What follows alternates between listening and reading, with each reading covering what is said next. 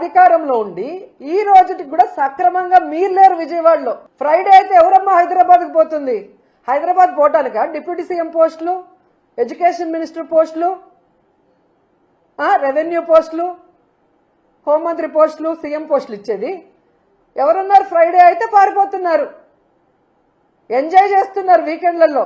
5 star హోటల్లో రూములు పెట్టుకొని ఏ విధంగా సెటిల్మెంట్ దందాలు చేస్తున్నారో మీ పచ్చ పత్రికల్లోనే వచ్చాయి. కావాలంటే ఒకసారి చదువుకోండి, మేము రాసింది కాదు, మీ పచ్చ పత్రికలు రాసాయి. తెలుగుదేశం పార్టీ మంత్రులు ఏ విధంగా హైదరాబాద్ 5 స్టార్ హోటల్లో ప్రభుత్వ ధనాన్ని దుర్వినియోగం చేస్తూ ఎంజాయ్ చేస్తూ సెటిల్మెంట్లు ఎలా చేసుకొని సంపాదించుకుంటున్నారో మీ పచ్చపత్రికలు రాశాయి. చూసి సిగ్గుపడండి.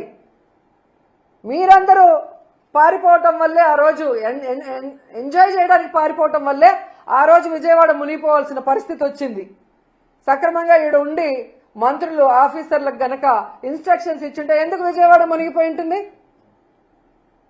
నిజంగా మీ మంత్రులు సక్రమంగా ఉంటే ఎందుకు ఈరోజు పొగాకు రైతులు, ఈరోజు మామిడి రైతులు, ధాన్యం రైతులు, పసుపు రైతులు, మిర్చి రైతులు ఎందుకు రోడ్ల మీదకి వస్తున్నారు? ఎందుకు ఆత్మహత్యలు చేసుకుంటున్నారు? ఈరోజు యూరియా లేదని ఎందుకు రోడ్ల మీద పడిగాపులు పడుతున్నారు? ఎండనక వాననక.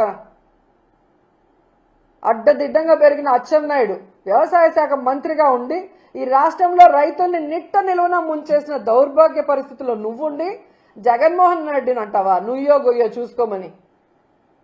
ఒక వ్యవసాయ మంత్రిగా ఉండి రైతులకి ఈరోజు మద్దతు ధర ఇవ్వలేకపోయినందుకు నువ్వు తీసుకోవాలి నుయ్యో గొయ్యో, జగన్ కాదు.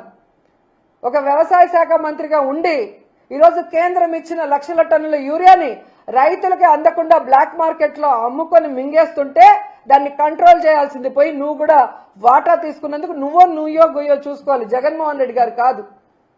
నీ నియోజకవర్గంలో ఇచ్చాపురం గణపతి అనే వ్యక్తి యూరియా దొరక్క తాను సూసైడ్ చేసుకుంటూ ఒక వీడియో, సెల్ఫ్ వీడియో పెట్టాడు. నీ దౌర్భాగ్యమైన మంత్రి వల్ల ఎలాంటి పరిస్థితి ఆ రైతుకు వచ్చిందో చెబుతూ దానికి నుయ్యో గొయ్యో చూసుకోవాలి, జగన్మోహన్ రెడ్డి గారు కాదు. నీ శాఖలో ఉన్న అఫీషియల్స్ ఈరోజు రైతులకు సమాధానం చెప్పలేక మీ దోపిడీని చూడలేక కలెక్టర్ ఆఫీస్ ముందర ధర్నా చేశారు. సిగ్గుచేటు. దానికి నుయ్యో గొయ్యో చూసుకోవాలి, జగన్మోహన్ రెడ్డి గారు కాదు. ఈరోజు మీ మీద నమ్మకంతో 164 సీట్ల పైగా మీకు ఇస్తే ప్రజలు ఆ నమ్మకాన్ని మీ అమ్మకం కోసం మీరు వాడుకుంటున్నారు. సిగ్గుపడాలి మీరు. ఇప్పటికైనా ఈ జీవోను రద్దు చేయాలి. ప్రైవేట్ వాళ్ళ చేతికి పీపీపీ ప్రైవేటీకరణకు మేము ఒప్పుకోము. ఎందుకంటే ప్రజలు ఎవ్వరు కూడా ఒప్పుకునే పరిస్థితి లేదు. ఇది ప్రభుత్వమే కట్టాలి. త్వరితగతంగా దానికి ఫండ్స్ కేటాయించి కట్టించాలని కూడా డిమాండ్ చేస్తున్నాం. లేకపోతే ప్రజలతో, విద్యార్థులతో, అలాగే స్వచ్ఛంద సంస్థలతో, అందరితో, మాతో కలిసి వచ్చే అందరితో కలిసి పోరాటం చేస్తాం. న్యాయ పోరాటం కూడా చేస్తాం. వదిలిపెట్టేది లేదు అని కూడా ఈ సందర్భంగా చెప్తున్నాం.